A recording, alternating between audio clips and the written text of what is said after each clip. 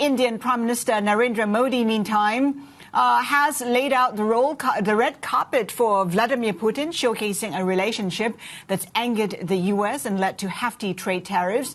The Russian president is visiting New Delhi for the first time since ordering the full-scale invasion of Ukraine. For more, let's bring in Bloomberg Sudhi Ranjan Sen. And of course, Sudhi, it wasn't just a red carpet. We saw Prime Minister Modi embracing Vladimir Putin, shows the warm relationship between the two. Indeed, and in fact, it's in a rare gesture. Prime Minister Modi was at the airport to receive President Putin. Not very many times have we seen Prime Minister Modi going to the airport. It's not the first, but it's not also a regular event.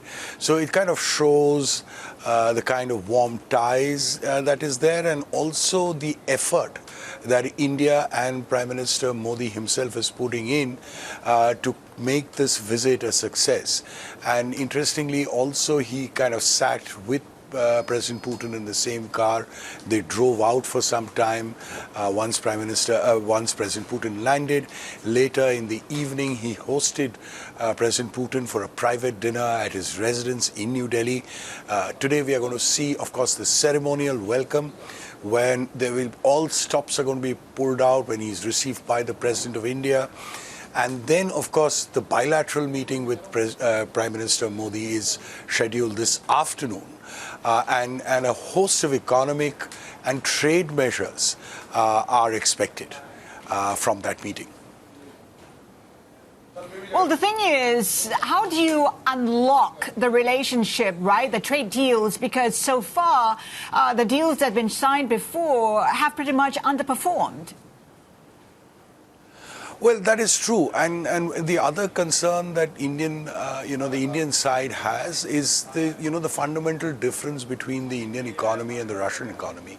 The Russian economy driven much by the state-owned companies, whereas India has many small, medium-scale private sector, which plays a bigger role, which plays a more important role.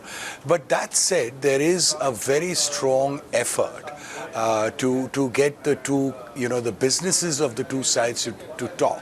And in fact, there is, on the sidelines of the meeting, of the bilateral meeting between the two leaders, there is also meeting of the industry, captains of the industry. And from the statements that have come out and, the briefings that we have got, there is a clear focus to broaden and widen this relationship up from the traditional sectors of ties between India and Russia to commerce and trade. And of course, front and center is actually defense between the two sides. And we're hearing about that $2 billion submarine deal. How significant is this? It is very, very significant because, as we've reported yesterday, India, while we are seeing that there is a steady drop in India's defense purchases from Russia. It is moving to sources like United States, Germany, and France.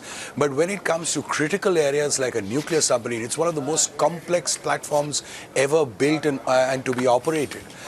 India is still depending on Russia. It's a different matter that these discussions have been going on for some time. But at this juncture, to continue to stick on with Russia simply shows the comfort level that India has with Russia in these critical sectors.